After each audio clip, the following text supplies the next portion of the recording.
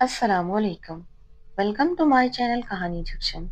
नई दिलचस्प और हॉरर कहानियाँ सुनने के लिए मेरे चैनल को सब्सक्राइब करें।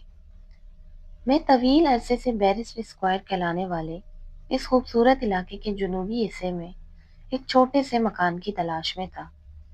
कई महीनों तक मुझे इस काम में कोई कामयाबी नहीं हुई। ना ही कोई एक ऐसा इश्तहार नज़र से गुजरा कि इन दिलकश छोटे मकानों में से कोई एक खाली है। ताहम मौजूदा साल के मौसम खज़ां में इस इलाके से गुजरते हुए मुझे वो कुछ नज़र आ ही गया जिसकी मुझे अरसे से तलाश थी। इस इलाके से रोज़ाना गुजरना मेरा मामूल था। 10 मिनट के अंदर मैं इस एजेंट के दफ्तर में मौजूद था जिसका एड्रेस इश्तहार में दर्ज था। वहां से इल्म हुआ कि ये इमारत सर आर्थर की मलकियत है और वो जल्द अज जल्द इसको फरोख्त करने के ख्वाहिशमंद है, क्योंकि इनकी बीवी का हाल ही में इंतकाल हुआ है और उस घर से उसकी तकलीफ दा यादें वाबस्ता हैं। मुझे बताया गया कि सर आर्थर एक अमीर आदमी है और इनकी बीवी लेडी वेट ने भी इनके लिए काफी विरासत छोड़ी है। अब वो इस घर को बगैर किसी ताखीर के फरोख्त करना चाह रहे थे। उन्होंने हैरत अंगेज तौर पर इसकी कीमत बहुत कम रखी थी। उस घर को एक नज़र देखते ही मैं समझ गया कि ये मेरी ख्वाहिश और ज़रूरत के ऐन मुताबिक था। सर आर्थर उस मकान से जान छुड़ाने के लिए इतने बेचैन क्यों थे और वो इतनी कम कीमत पर ये इमारत देने को क्यों तैयार हो गए थे? मैंने इस पर ज्यादा नहीं सोचा, क्योंकि ये मेरा मसला नहीं था। एक हफ्ते के अंदर अंदर मकान को खरीदने के तमाम जरूरी और कानूनी मराइल एजेंट के जरिए पूरे हो गए। मकान बहुत अच्छी हालत में था। उस मकान का इश्तिहार देखने के 1 महीने के अंदर अंदर मैं इस मकान में मुंतकिल हो चुका था। अभी मुझे इस घर में एक हफ्ते से ज्यादा नहीं गुजरा था कि एक दोपहर मुझे फोन पर इत्तला मिली कि सर आर्थर मुझसे मिलना चाहते हैं। जब वो आए तो मैंने देखा कि वो नहायत मुतासिर कुन और वजिया शख्सियत के मालिक थे। ऐसे लोगों से मैं अपनी जिंदगी में बहुत कम मिला था। बज़ाहिर उनकी मुलाकात का कोई खास मकसद नहीं था। वो सिर्फ ये यकीन करना चाहते थे कि ये घर मेरे लिए आरामदा और मौजू है।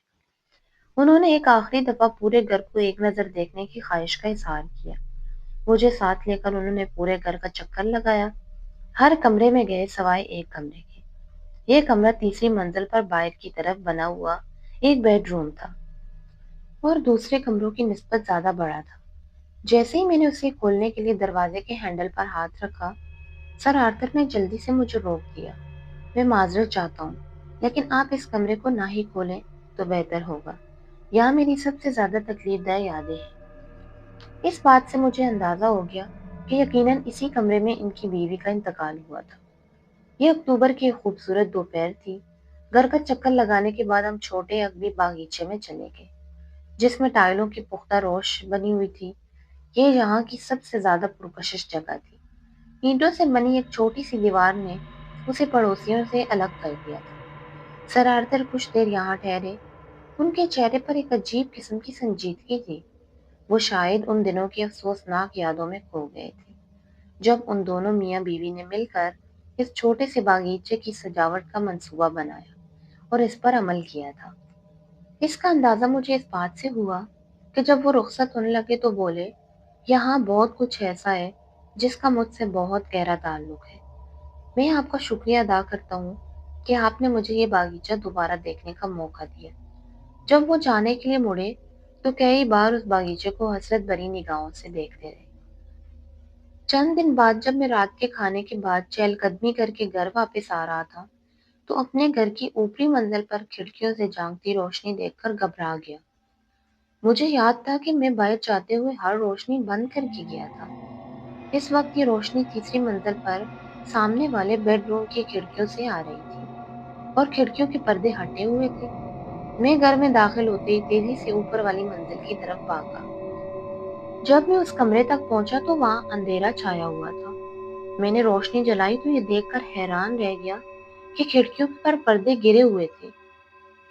अचानक मेरे ज़हन में ख्याल आया कि जो रोशनी मैंने देखी थी, वो शायद मेरे घर से नहीं, बल्कि मुलक्का घर की खिड़कियों से आई होगी। मुझे मुगालता इसलिए लगा क्योंकि बाहर हल्की धुंध भी फैली हुई थी और मैंने रोशनी को सिर्फ एक नज़र देखा था। मैंने इस मामले पर ज्यादा गौर नहीं किया। अगले 1-2 दिन में अपने काम में किसी कदर मसरूफ रहा। अपनी पुरानी किताबों और कागजात की जखीरा को छांटने اور تلف کرنے میں کافی وقت لگ گیا۔ میں کافی عرصے سے اس کام کے لیے وقت نکالنا چاہ رہا تھا۔ ان کتابوں میں مجھے ایک میگزین ملا جسے میں نے نہ جانے کس وجہ سے اپنے پاس محفوظ کر لیا تھا۔ اب اس رسالے کی صفحات پلٹتے ہوئے میں یہ وجہ معلوم کرنے کی کوشش کرنے لگا۔ اچانک اس کے ایک صفحے پر موجود اپنے عقبی باغیچے کی تصویر نظر آئی۔ صفحے پر موجود عنوان سے ظاہر ہو رہا تھا کہ یہ مضمون لیڈی ویٹ کے ساتھ ایک انٹرویو تھا۔ اس میں اس کی اور اس کے شوہر کی تصویر بھی شامل تھی۔ یہ ایک دلچسپ اتفاق تھا کہ میں نے کئی سال قبل جس گھر کے بارے میں میگزین میں پڑھا تھا، اب میں اس میں رہائش پذیر تھا، لیکن میں نے اس پر زیادہ وقت صرف نہیں کیا اور اس رسالے کو کاغذات کی اسی ڈھیر میں شامل کر دیا جو تلف کرنے کے لیے ارادہ کر رہا تھا۔ یہ ڈھیر بتدریج بڑھتا چلا جا رہا تھا۔ جب یہ کام مکمل ہوا تو مجھے احساس ہوا کہ آدھی سے زیادہ رات گزر چکی ہے۔ میں اپنے کام میں اتنا مگن تھا کہ آتش دان میں جلتی آگ کے ٹھنڈا ہونے کا بھی علم نہ ہو سکا۔ اب مجھے بھوک محسوس ہو رہی تھی۔ میں کھانے کی کسی چیز کی تلاش میں باورچی خانے میں چلا گیا۔ اس کا ایک دروازہ عقبی باغ میں بھی کھلتا تھا۔ ایک الماری میں مجھے چند بسکٹ ملے۔ میں نے چائے بنائی اور بیٹھ کر بسکٹ کھانے لگا۔ اچانک مجھے باہر باغیچے میں ٹائلوں والی روش پر کسی کے چلنے کی آہٹ محسوس ہوئی۔ میں تیزی سے اٹھ کر کھڑکی کے پاس گیا اور موٹے پردے کو ایک طرف کھینچ کر کھڑکی کھول دی۔ کمرے کی ساری روشنی باغیچے میں پھیل گئی۔ وہاں ایک آدمی پھولوں والی کیاریوں پر جھکا ہوا تھا۔ اچانک ہونے والی اس روشنی سے چونک کر وہ سیدھا کھڑا ہوا اور باغیچے کی چھوٹی دیوار کی طرف بھاگا۔ وہ حیرت انگیز چستی کے ساتھ دیوار پر چڑھ کر غائب ہو گیا، لیکن آخری لمحے میں جب دیوار پر چڑھتے ہوئے اس نے مڑ کر پیچھے دیکھا تو باہر جلتے گیس لیمپ کی روشنی میں اس کا چہرہ مجھے نظر آ گیا۔ مجھے ناقابل بیان حیرت ہوئی۔ میں نے سر آرتھر کو فوراً پہچان لیا۔ جھلک ایک لمحے کی تھی، لیکن مجھے یقین تھا کہ مجھ سے غلطی نہیں ہوئی۔ سر آرتھر کی اس باغ کے ساتھ جو کبھی اس کا تھا، یقیناً ایک جذباتی وابستگی تھی، لیکن ایسا نہیں لگتا تھا کہ وہ وہاں آنے کے لیے ایسے منفی طریقے اختیار کریں گے۔ اس کے علاوہ جہاں سر آرتھر اتنی آسانی سے گھر کے اندر آ سکتے تھے، وہاں دوسرے لوگ بھی آ سکتے تھے جن کا تعلق جذبات کی بجائے چوری سے ہو۔ مجھے کسی بھی صورت یہ بات قابل قبول نہیں تھی کہ باہر سے کوئی اتنی آسانی سے میرے باغیچے کے اندر پہنچ جائے۔ اگر سر آرتھر باغ میں آنا چاہتے تھے تو مجھے انہیں اجازت دیتے ہوئے خوشی محسوس ہوتی، کیونکہ وہ یقیناً میرے ان جذبات سے آگاہ تھے جن کا اظہار میں نے ان کی آمد پر کیا تھا۔ لیکن ان کا یہ طریقہ مجھے بے قاعدہ معلوم ہوا، اس لیے اگلی صبح میں نے مستری کو بلا کر بیرونی دیوار کے اوپر آئینی جنگلہ لگانے کی ہدایت کر دی۔ اگلی شام تک میری ہدایت پر عمل ہو گیا۔ اس کے ساتھ مجھے یہ تجسس بھی محسوس ہو رہا تھا کہ سر آرتھر آدھی رات اس مشکوک انداز میں وہاں کس وجہ سے آئے تھے۔ اگلے ہفتے میرے دیرینہ دوست کی میرے گھر آمد متوقع تھی۔ اسے ایک دو دن میرے پاس ٹھہرنا تھا۔ میں نے فیصلہ کیا کہ تیسری منزل والا وہ کمرہ اس کے لیے مخصوص کر دیا جائے۔ میں نے سوچا کہ اس کے آنے سے پہلے میں خود اس کمرے میں ایک رات گزار کر دیکھوں تاکہ اندازہ ہو سکے کہ وہ جگہ کسی مہمان کے لیے آرام دہ ہے یا نہیں۔ کمرے میں بستر کے سرہانے کی طرف ایک میز رکھ دی تھی اور اس پر روشنی کا انتظام تھا تاکہ بستر پر لیٹ کر پڑھا جا سکے اور پھر سوتے وقت بغیر کسی دقت کے اسے بجھایا جا سکے۔